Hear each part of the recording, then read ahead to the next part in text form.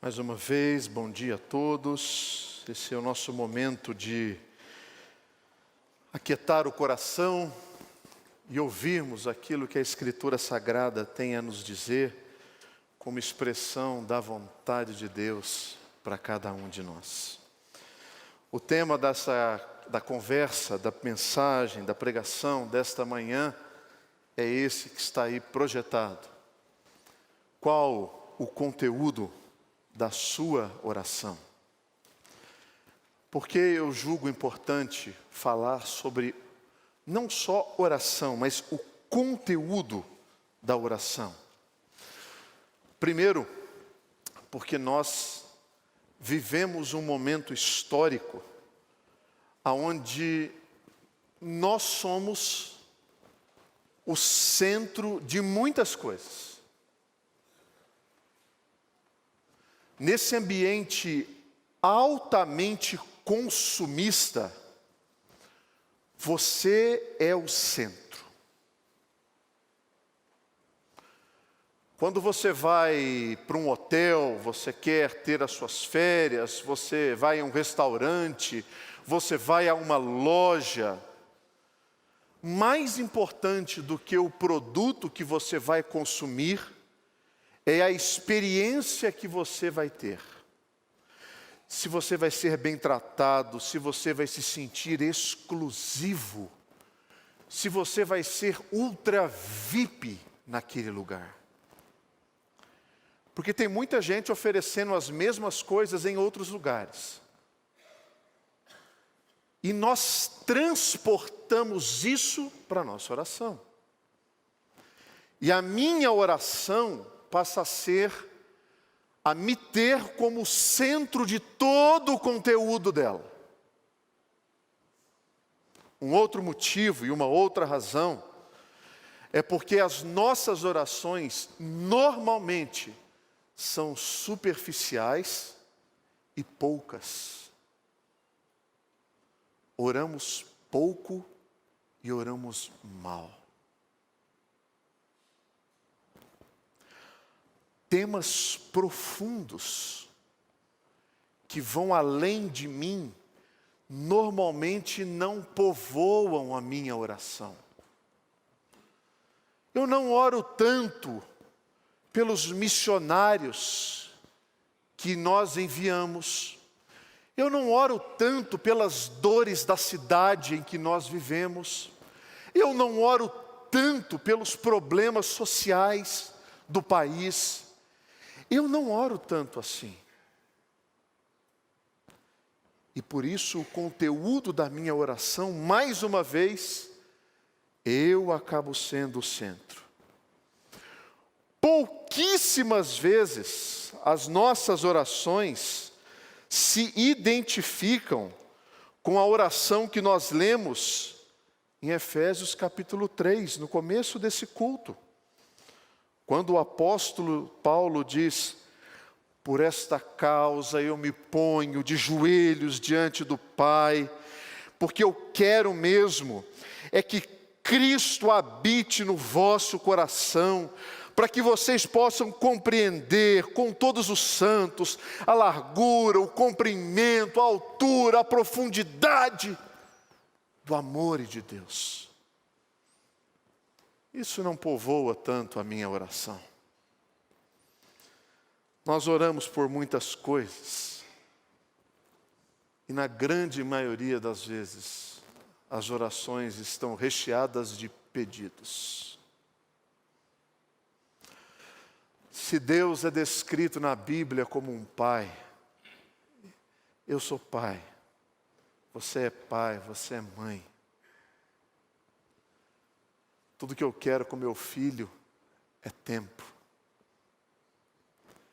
Eu não quero dele uma lista de coisas que ele quer de aniversário.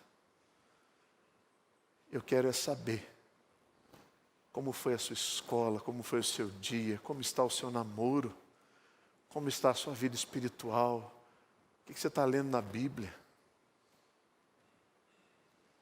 Dessa forma, qual é o conteúdo da sua oração? Ela está recheada do quê? Para nos ajudar nessa meditação, eu convido você a abrir a sua Bíblia em Atos, capítulo 4, verso 23 a 31.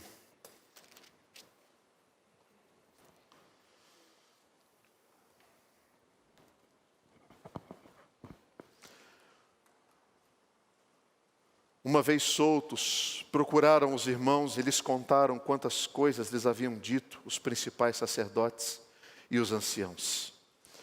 Ouvindo isto, unânimes, levantaram a voz a Deus e disseram: Tu, soberano Senhor, que fizeste o céu, a terra, o mar e tudo o que neles há, que disseste por intermédio do Espírito Santo, por boca de Davi, nosso pai, teu servo, por que se enfureceram os gentios e os povos imaginaram coisas vãs?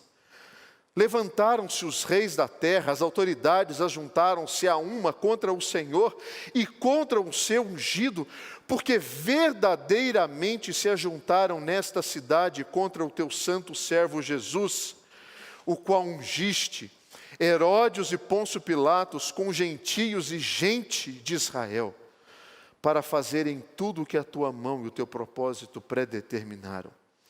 Agora, Senhor, olha para as tuas ameaças, para as suas ameaças, e concede aos teus servos que anunciem com toda a intrepidez a tua palavra, enquanto estendes a mão para fazer curas, sinais, prodígios, por intermédio do nome do teu santo servo Jesus.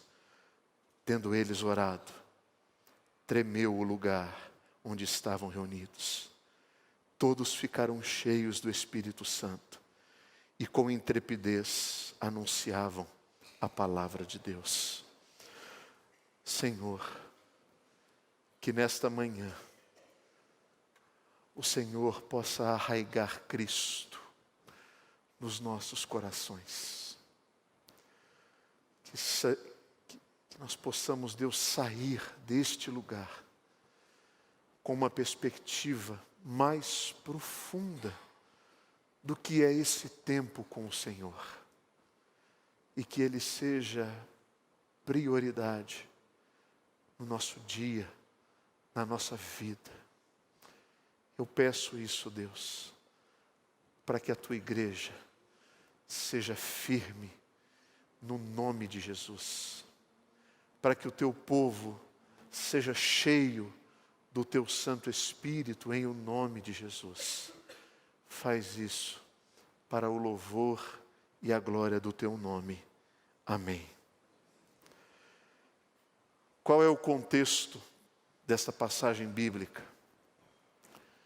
Os mesmos homens que haviam matado a Jesus, agora perseguem os líderes da igreja. Pedro e João retornaram para comunicar à igreja o que eles haviam ouvido dos reis da terra, dos governantes da terra.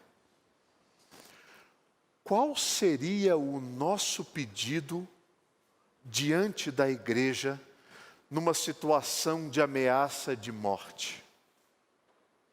Qual seria o seu pedido? Qual é o seu pedido no grupo de WhatsApp, quando você tem uma notícia como essa? Qual é? Esse texto, ele nos dá orientação para que nós vivamos com uma perspectiva maior do que eu, do que você. Nós não somos o centro de Deus. Não somos. Ele é o centro em si mesmo. Tudo gira para Ele. Tudo é para a glória do seu nome.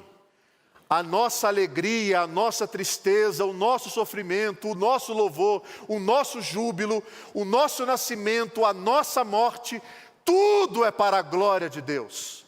Porque Deus é o centro, não eu. Isso modela a minha oração. Do que a oração desses homens estava cheia? Ela estava cheia da soberania e do governo de Deus. Nós não oramos com essa consciência tão clara. Por isso nós pedimos. Deixa eu fazer um parênteses aqui. É lícito você pedir, é lícito você clamar, é lícito você desejar, tudo isso é lícito. O problema é quando isso passa a ser o todo e não a parte. Esse é o problema. Isso não é o todo, isso é uma parte. O todo é muito maior do que isso. E essa parte, ela tem que ser definida por isso, pela soberania e pelo governo de Deus.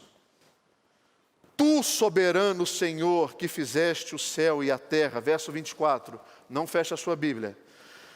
Tu, soberano Senhor, que fizeste o céu e a terra, o mar, e tudo o que neles há.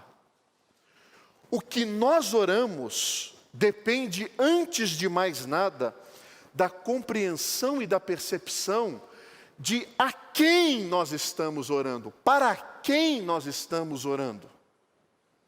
Isso define o que nós vamos dizer. Por exemplo, quando você encontra com algum amigo muito próximo, você tem um tratamento. Quando você está com alguém que você não tem tanta intimidade, você tem outro tratamento. Quando você é apresentado a alguma autoridade, você fala de determinada forma. Quando você está falando com a sua mãe, com seu pai, com seu irmão, ali em família, descontraído, você tem outro tratamento. A quem nós estamos dirigindo a nossa oração? Segundo a oração desses homens, a um Deus soberano, Criador de tudo, aquele que por meio da sua palavra trouxe à existência todas as coisas. É diante desse Deus que nós nos colocamos. Ao orar, é necessário que a gente reconheça que o nosso destino, a nossa caminhada, o nosso caminhar, ele não é definido por mim. Ele é definido pelo Senhor, porque Ele é o Criador de tudo. É a esse Deus que a nossa oração é dirigida. Quando Jesus afirma que o nosso Pai sabe de tudo que nós necessitamos, isso muda radicalmente o conteúdo da minha oração. Porque ela deixa de ser utilitária e ela passa a ser uma oração não mais baseada em necessidades, mas em intimidade.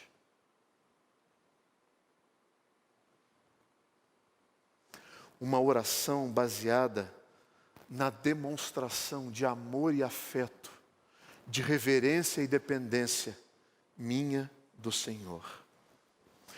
Quando eu oro a um Deus soberano e criador de todas as coisas, o que eu estou fazendo é admitindo a minha fraqueza e o meu fracasso. Eu não sou possuidor da vitória. Eu sou um fracasso. E nesse fracasso eu me aproximo daquele que é o vitorioso, daquele que venceu a morte, daquele que tem na sua mão a vida. Eu não, Ele. E que me conhece como ninguém. E a minha oração é mudada. E eu não fico mais pedindo só por mim, por mim, por mim, por mim. Porque Ele já sabe. Ele é soberano. E o que eu quero é a glória do nome desse soberano. Quando eu oro dessa forma, a essência do que eu peço muda. Como eu peço muda. Para quem eu peço muda. Tudo muda.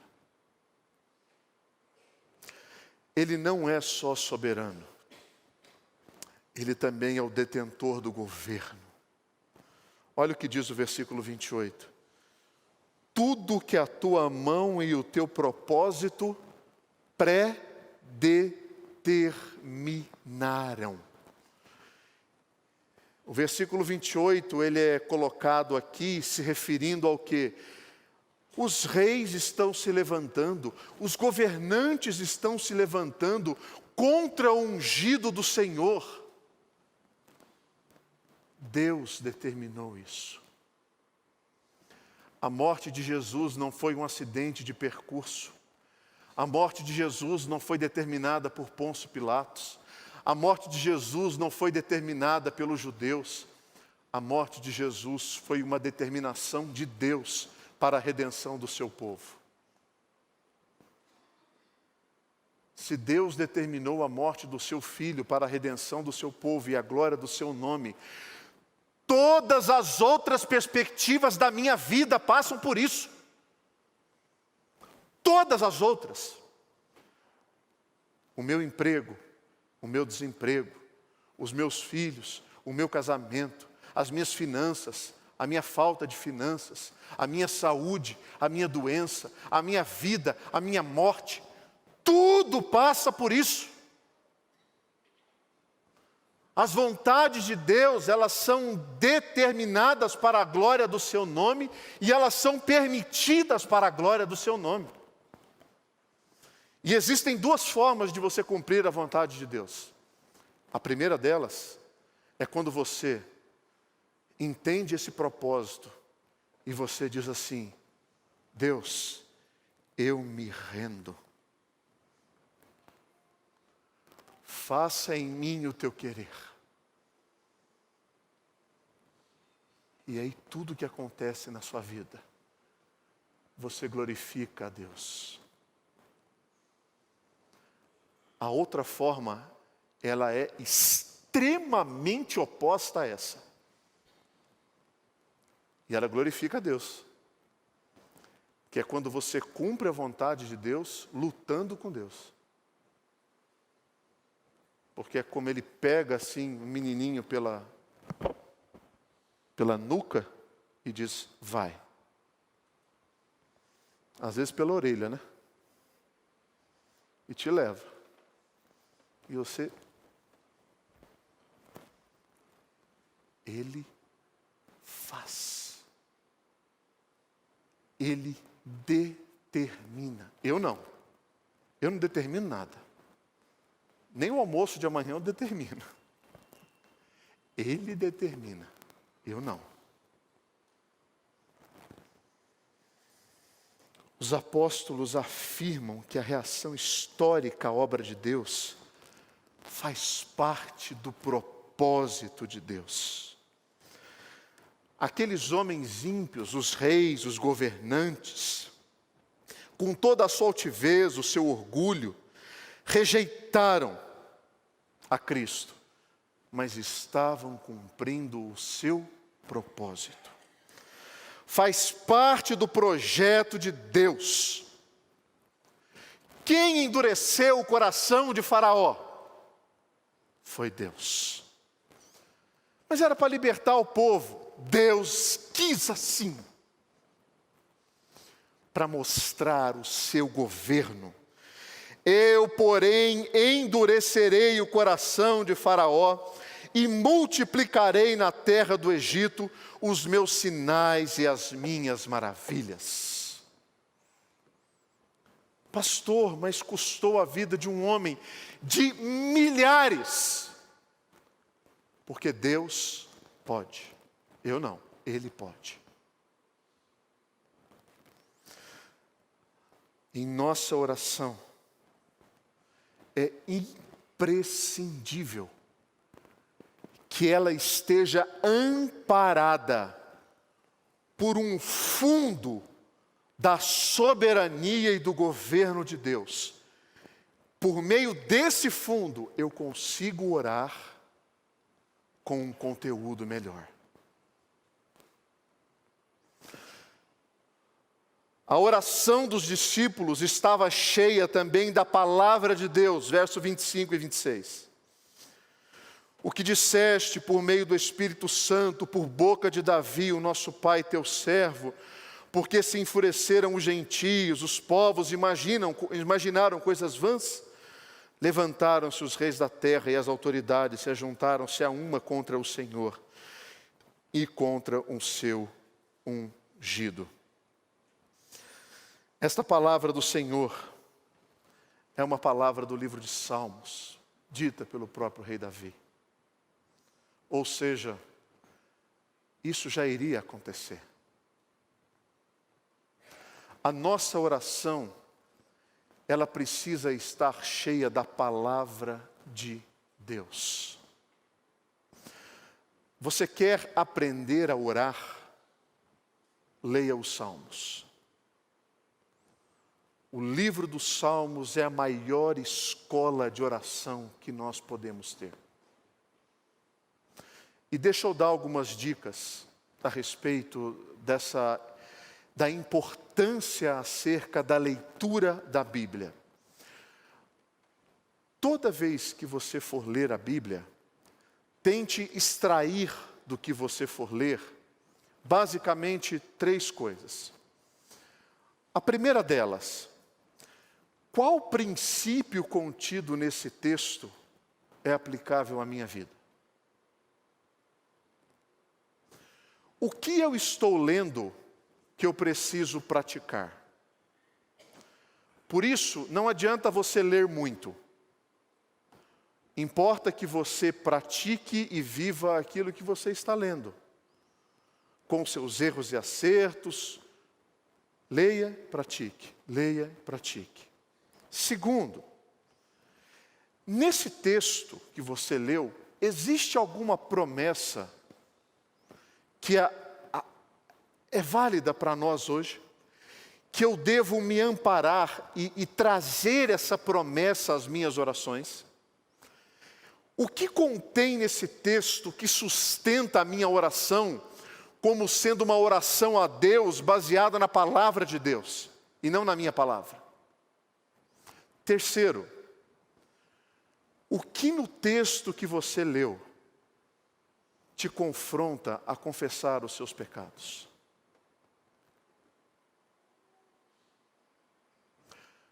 Princípio, promessas e pecados.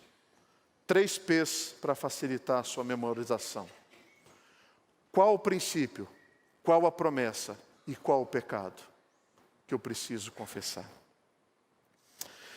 Orar baseado numa promessa de Deus muda a perspectiva da minha oração. No livro de Isaías existe uma promessa que me traz muito conforto. Isaías, capítulo 65.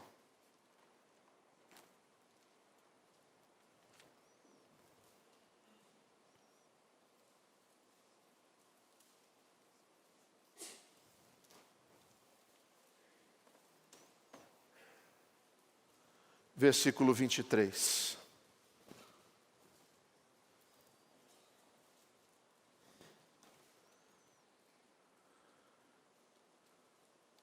Não trabalharão debalde, nem terão filhos para calamidade, porque são a posteridade bendita do Senhor.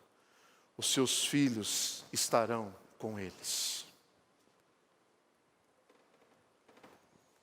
Por que você não traz essa promessa às suas orações?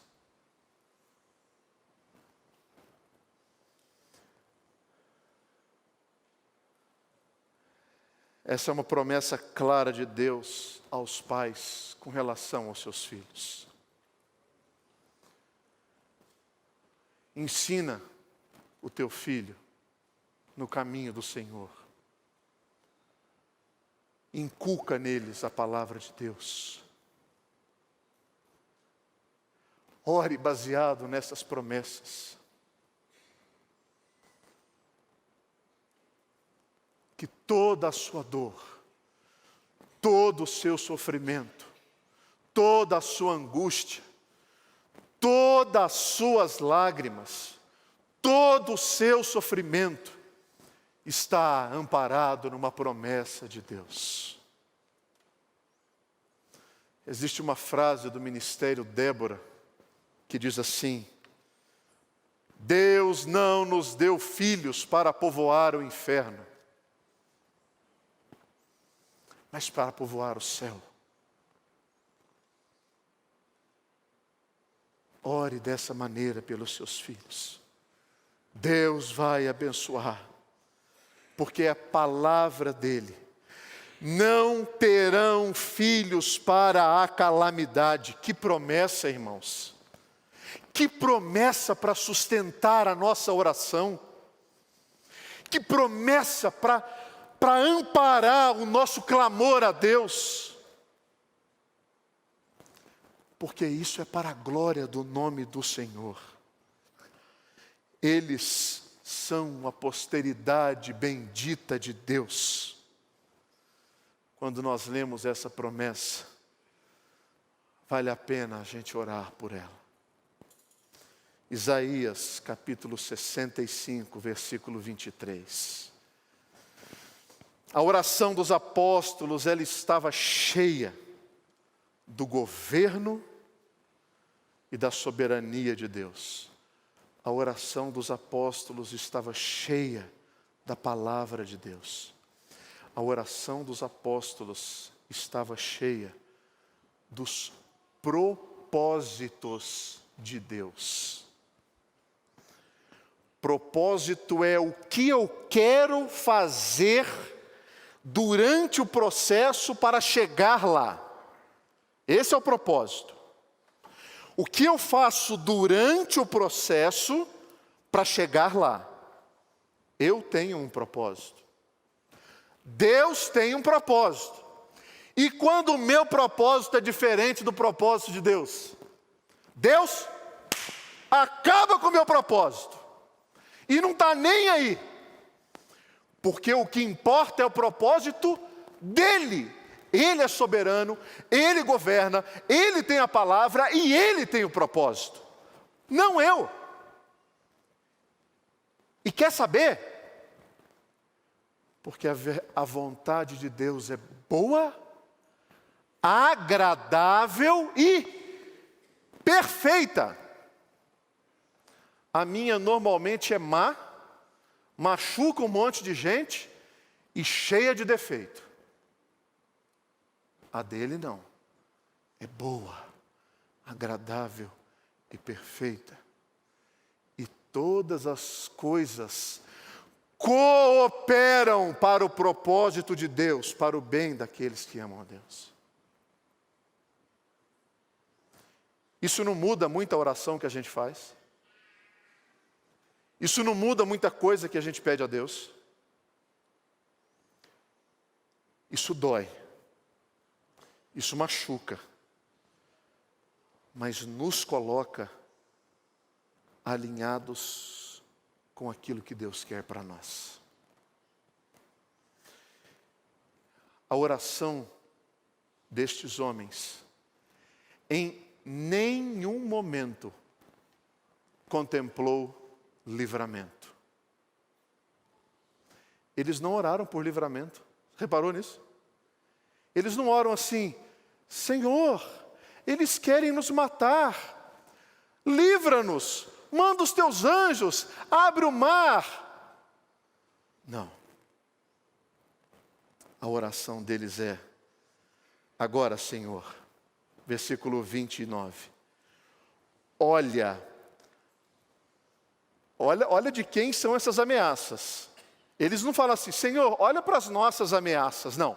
Senhor, olha para as suas ameaças. Eles estão ameaçando o Senhor.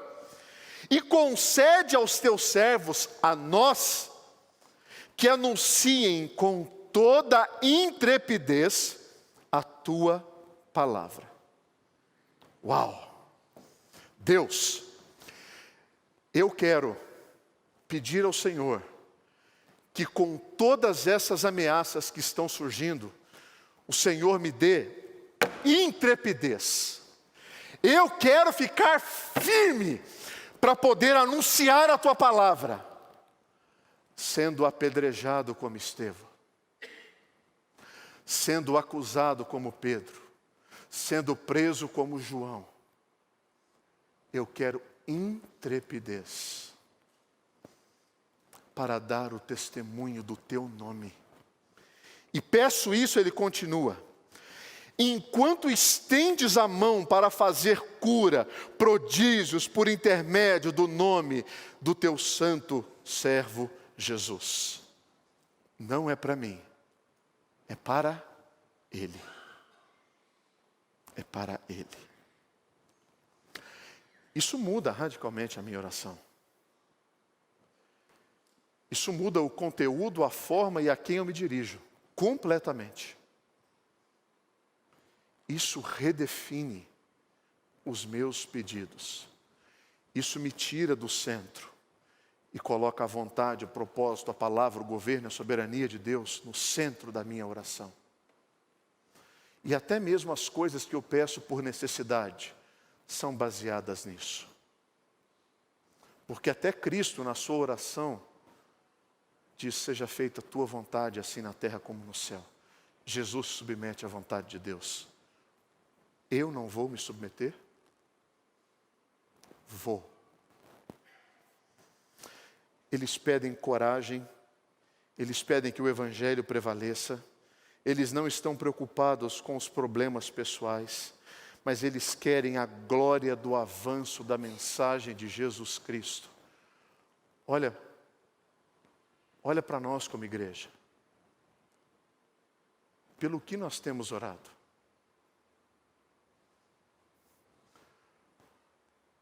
A nossa oração tem sido povoada por coisas assim, minúsculas, que são do meu reduto, do meu arraial, do meu interesse? Ou elas são mais amplas, mais significativas, amparadas por um Deus soberano, pela sua palavra e para a sua vontade, para o seu propósito e para a sua glória?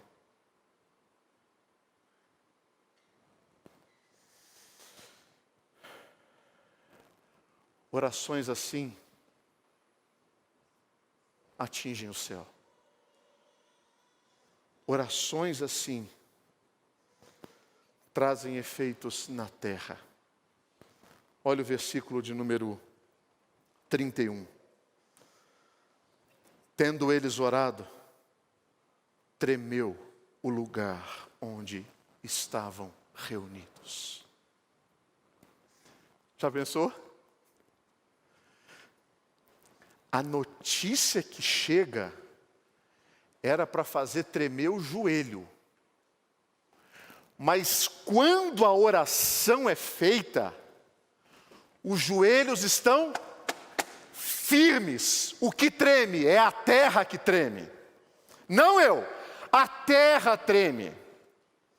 Porque esta oração, ela é a oração que glorifica a Deus, não a mim. A Deus, e é para a glória do seu nome. E quando eles oraram, a terra tremeu. O que mais aconteceu? E todos ficaram cheios do Espírito Santo de Deus. Irmãos, quem segura um povo desse? Quem segura um homem e uma mulher cheia do Espírito Santo? Que abre a sua boca para falar do Evangelho, que influencia a sua casa, influencia uma geração, influencia o seu trabalho, influencia o seu condomínio, por meio da sua palavra. A sua palavra. Quem segura um povo desse? Quem segura uma igreja dessa? Que não está preocupada com o eu, mas está preocupada com Ele, que faz aquela oração de Jesus, que utiliza sempre o nosso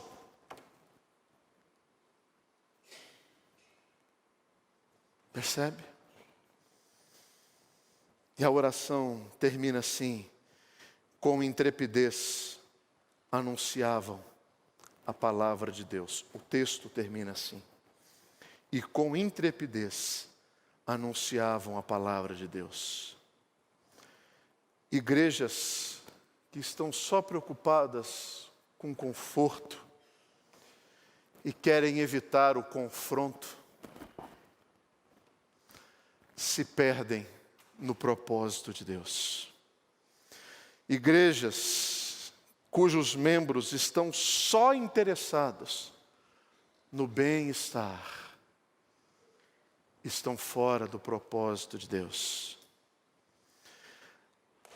A mensagem de Cristo avança por meio de homens e mulheres que oram a Deus, e as suas orações são sustentadas, são cheias do governo, do propósito, da palavra, da promessa e do propósito de Deus para as nossas vidas. Que Deus assim nos abençoe e nos ajude a orar. Amém.